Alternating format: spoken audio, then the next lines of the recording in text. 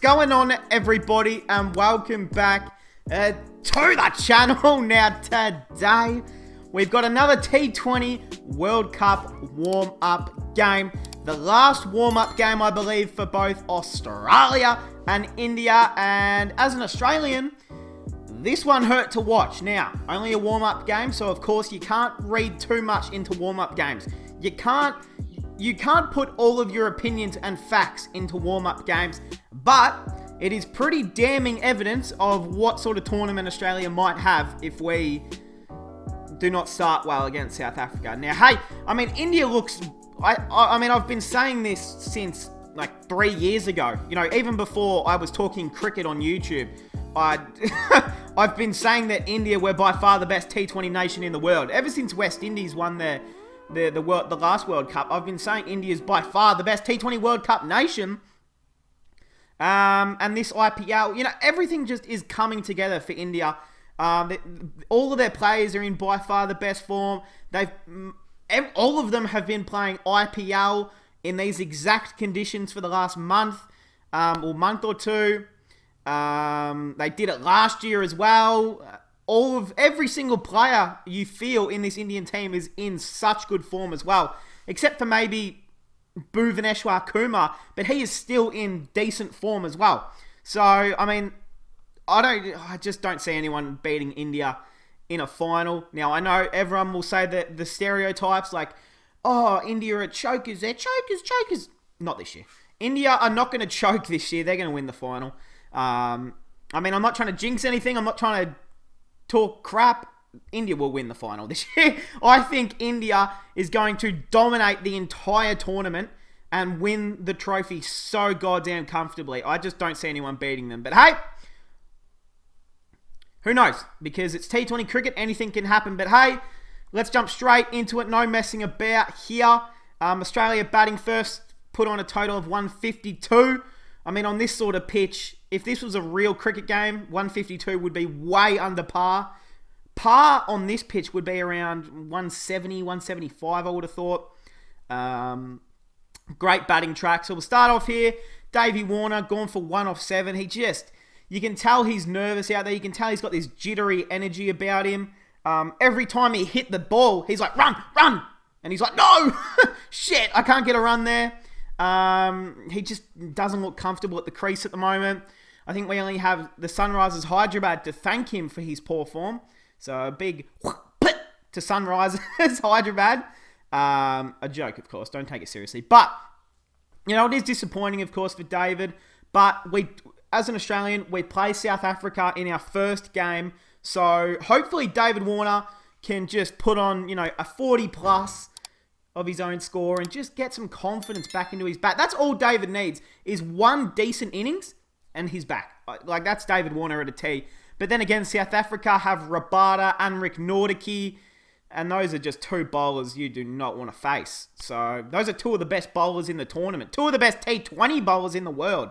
So in saying that, it's going to be tough for him to get any sort of score, again, against two of the best T20 bowlers in the world against South Africa. But he's a champion, so you can't really mount Finchie.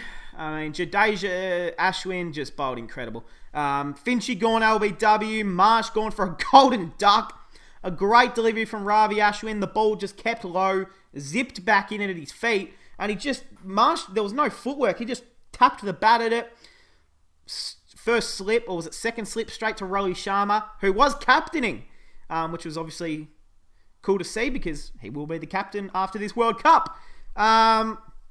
Yeah, it wasn't looking good early. We were 3 for 11, and I thought, oh boy, this could be even more harder to watch than I thought it would be. But hey, who else but Steve Smith to the rescue? How many times has Steve Smith rescued Australia out of an absolute pit in any sort of format? He does it pretty much most times. Without Steve Smith, we would be absolutely just like one of the worst cricketing nations in the world. I mean, we rely so much on this one man in every format. It's scary. 57 off 48. I mean, you know, it wasn't an incredible innings by anyhow, but we just needed someone to be in there to steady the innings and play his shots. 7 fours, 57 off 48. I mean, it's a pretty stock standard Steve Smith innings, I would have thought. Pretty solid there. Glenn Maxwell, He hit a few reverse sweeps for 4. I'm like, Glenn, calm down. This is only a warm-up. You don't need to bloody show all your tricks too early. Good delivery from Rahul Chahar. It was a chop on, right? So, yeah, but 37 off 28. This man is the key to Australia making it out of the group stages and making it to the finals, or the playoffs, the semi-final, whatever you want to call it. Glenn Maxwell is the key in this team by so much. I mean, obviously, you could say that Warner and Finch are by far the key, but, Glenn Maxwell is the key to this Australian team winning any game, to be honest. Marcus Stoinis, the Hulk, a bit of form, back for the English. It's early, I've woken up, apologies. 41 of 25 not out, a great little knock there, and this is exactly the role that we need from Marcus Stoinis. In the Big Bash League in Australia, he opens for the Melbourne Stars, but that's not going to be his role in this team. He's a number 6 batsman. What is he? 1, 2, 3, 4, 5, 6. Yep, 6. That's exactly where I want him. At 6, 41 of 25. He's the type of player we need. Can go big, can play, defense. He's a solid finisher. So I do like him there at number 6, sorry. And, didn't get many opportunities for the Delhi Capitals to really bat a lot. Because Delhi, of course, with Prithvi and Shikhar Dhawan, making a lot of runs at the top of the order, they didn't really rely on Marcus Stoinis as much as I would have liked to see, because I wanted him to get some form before this World Cup. But hey, that's a nice little knock. I'm happy for the Stoin. He also bowled, which is promising. So happy for him. Wade hit a 4 off the last ball. Very cool. Let's jump into the bowlers. Bhuvi Kumar, 1 for 27 off 4. His line looks a little better than from the first World Cup warm-up game against England. So, it did look a bit better, but he's still the primary bowler in this team. Well, obviously him and Bumrah, but and Siraj. Wait, Siraj? Where's Siraj? Where is Mohammad Siraj? Just give me one moment. Wait, Siraj is in the squad, right? Wait, hold on. Siraj is in the squad. I don't know why I'm having a mental blank. I'm looking it up on my phone. India World Cup squad.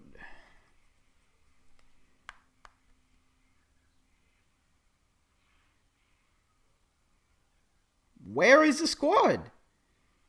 Where is the squad? Hold on. I'm on Wikipedia. This is not promising at all. I'm almost 1,000,000%. Siraj isn't in the squad? Wait, Siraj isn't in the squad? Since when? Obviously Mohammad Shami, but I honestly thought Siraj was in the squad. That is just poor from me. So apologies, Siraj. I thought you were there. Unless Wikipedia is lying to me, but there you go. Hey, apologies about that. Ashwin, 2 great overs, 2 for 8 off 2. Jadeja, 1 for 35 off 4. Got hit for some late runs, but started great. Obviously on these, a lot of spin-friendly pitches in the UAE, these two are going to be key in there. Shardul Takua, the Lord, none for 30 off 3. Hey, since something's wrong. Shardul Takua has bowled and didn't take a wicket. Now, that is unlike him. You give him the ball and he takes wickets, but hey, that's unlike him, actually. Virat Kohli, now we have to talk about this. He bowled not 1, but 2 overs. Now, we have heard that India are looking for a 6th bowling option in their 11. Now, obviously, their 11, let's just quickly look at it. 1, 2, obviously 3, Suryakumar, 4, 5, 6, 7, 8, 9, 10, 11. Now, I'm not saying that's going to be the 11, but obviously, you can play 15. But Virat, they have been looking for another bowling option due to Hardik Pandya, who will not be bowling by the sounds of it. Didn't bowl in the IPL, hasn't bowled in the nets by the sounds of it. Indian officials have said that he is not bowling at all in the nets and hasn't bowled in any of these World Cup warm-up games. So, all things report that Hardik Pandya will not be bowling. I think all of us have been waiting to just see when Hardik's going to roll the arm over. I don't think he will at all this whole tournament. So, they're looking for another bowling option. Is it going to be Virat? Absolutely not. They just were not great deliveries. Absolutely not. Now, do you guys know when it says who the new bowler is and it says like their name, and then underneath it says what sort of deliveries they're bowling. It said right arm fast. Not right arm medium, not right arm medium slow, right arm fast. I thought there is nothing fast about this. This is going 100 kilometers an hour. It's more of spin, if anything. It's like he's rolling the wrist out of the back like a leg spinner. Yeah, look, I don't think he'll be bowling too much this tournament. If Virat bowls during this tournament, I will love to see it. I love to see it. It was funny watching Steve Smith face him and laugh because, Steve Smith was like, what is going on? Like, what is this shit? But hey, none for 12 off 2. I mean, it's not too bad. Rahul Chahar, 1 for 17 off 3. Unsure if he will play over Varun in the 11 or if he has a spot in the 11 over an Ashwin. Probably not, but he is amazing backup. He is an absolute classy spinner, so talented, and takes wickets. That's the thing about Rahul Chahar. He can go for quite a few runs, but he takes wickets. That's the best thing about him. So, very solid. Varun Chakravarthi, none for 23 off 2. Overs. So, hey, a 152 was always going to be simple for India to chase. KL Rahul and Rohit Sharma opening up the batting. Obviously, this will be the opening combination for the start of the tournament. Obviously, Ishan Kishan, has been, had a great back end to the IPL and had a great first warm-up game against England opening. But unfortunately for Ishan, you just have to count your chances. And, this is the best opening partnership in the world. So you can't really take these two away. Rahul's in amazing form, and Sharma is Rohit Sharma, who is your future captain, one of the best T20 batsmen in the world, one of, if not the best opener in the world. So you do not remove him, obviously. So, is there a spot for Ishan Kishan in this 11? That's what I want to know. Do you play him at 3? No, because you got Suryakumar Yadav. You would think it's between Virat and Yadav at the top order here. Obviously, Pant, Jadeja. Does Takua play? Ashwin? Do you slot in Ishan Kishan? Obviously, he had the gloves, which I didn't even see that actually. But wait, why did Ishan have the gloves on instead of Pant? I did not notice that. But yeah, where do you play Ishan? Can you put him at number 4 or 5? Does it give you an extra option in front of Pandya and Pant? Or would you rather Rishabh come in before Ishan and then try and say to Ishan, just go out there and play a finishing role? But then again, he's not more of a finishing player. He's someone who likes to get started at the early innings and then work his way into some big shots later. So hey, it's all up in the air for this Indian 11. It's a great problem to have if you're an Indian fan / selector, because you've got all these great talented players to pick from in any position. All right, let's just get into it. Rahul, 39 off 31. I mean, it's classic Rahul at the moment. Rohit Sharma, 60 off 41, retired, obviously to give people under him a go. That's just a captain mindset at the end of the day. It's just a classic Rohit Sharma knock. 3 6s, 5 4s. I mean, it was just Rohit Sharma to a T. Suryakumar Yadav, 38 off 27. He just made our bowlers look absolutely silly. And Hardik Pandya, 14 off 8. Obviously, he will not be bowling. We know he will not be bowling at this point. And if he does bowl, it'll be a huge surprise to all of us. So I do not have any expectations that he'll bowl. But he'll probably play as a specialist batsman. He is someone who is so destructive, especially in those late 10 to 15, 20 over marks. So, I don't mind him at number 4. Obviously, it's a warm-up game. He won't be batting at number 4. Unless, he's coming in at around the 15th over to just go smack, smack, smack. But, yeah, I mean, he's just an X factor for this sort of team, isn't he? Into the bowlers, Mitchell Starc, none for 14 off 2. Paddy Cummins, not a great day. None for 33 off 4. He just looked tired. I mean, his line and length was poor. There was no seam around. There was no movement. The ball wasn't hitting the pitch very hard. It just wasn't a great game for Pat Cummins. But he's a gun. He's probably our best bowler in short form cricket, every format in the world. So I everyone loves the Cum Express, so we're going to leave him. The Cum Man, the Cum Boy, the Cum Man, Pat Cum Express, whatever. Ashton Agar, 1 for 14 off Chew. Adam Zampa, none for 29 off 3. Kane Richardson.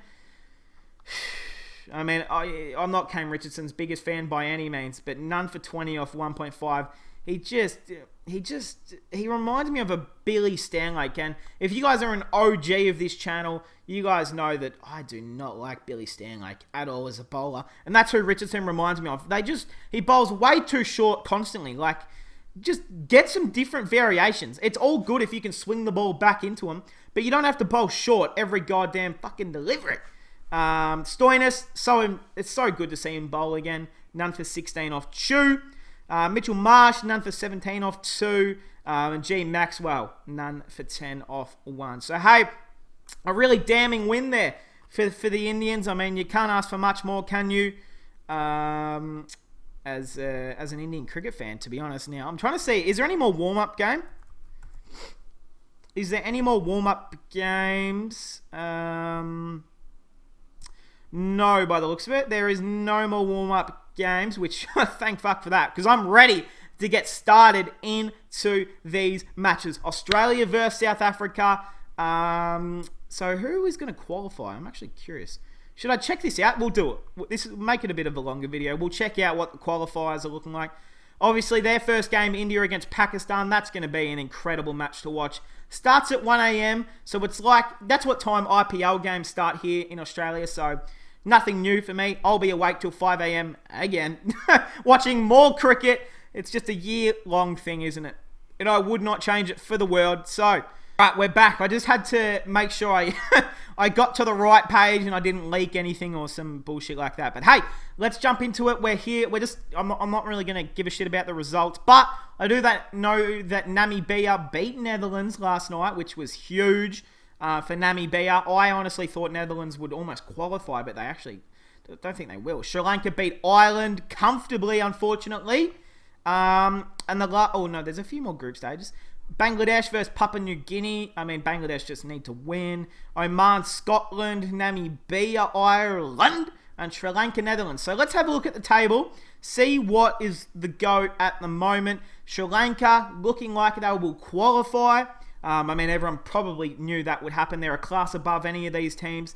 They'll qualify. I think they play, who is it, Netherlands? Yeah, Netherlands. I mean, you would assume they win that. Yeah, Netherlands haven't won a game. So, Ireland and Namibia, who are fighting it out for that next position, they will play each other tomorrow at 9. Ooh, that'll be a good game, actually, to watch. So, it'll be a playoff game between Ireland and Namibia to who qualifies into the T20 World Cup. Of course, I'm going for Ireland. If you guys don't know, 25% Irish. So, I claim that. So, we're going to go Ireland. Namibia, I mean, it would be a historic moment for them. Let's have a look. Scotland, Oman, Bangladesh, Papua New Guinea are not going to qualify.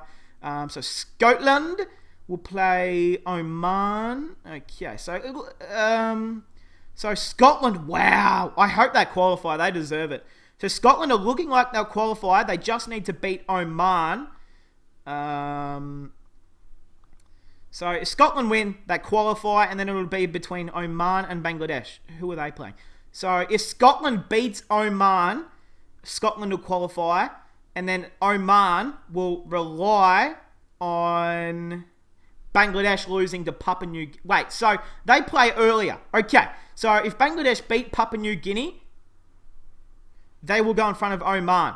If Oman beats Scotland, then Oman will go in front of Bangladesh, and it'll be Scotland and Oman to qualify. Obviously, net run rate's a big thing. But wouldn't that be an incredible story for Oman if they qualify for the World Cup? Wouldn't it be an incredible story if Namibia qualify as well? Incredible scenes. Wouldn't it be an even bigger story if Bangladesh do not qualify for the World Cup?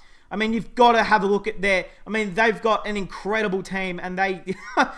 They do not want to miss out on this qualification. I mean, when you have the best T20 all-rounder in the world of Shakib Al Hasan, you should be qualifying every single day of the week. Lytton Das as well, Afif Hussain, Mahmudullah. They also have Fizz Ramen. They have to qualify Bangladesh. Otherwise, that is just embarrassing. But hey, that is going to cap it off, guys. Where am I? Okay, shout out. I mean, we just had a look there. But hey, World Cup starting. A few days. Excited. Who else is excited? If you're excited, leave a like, subscribe if you guys are new, and I'll see you guys in the next one.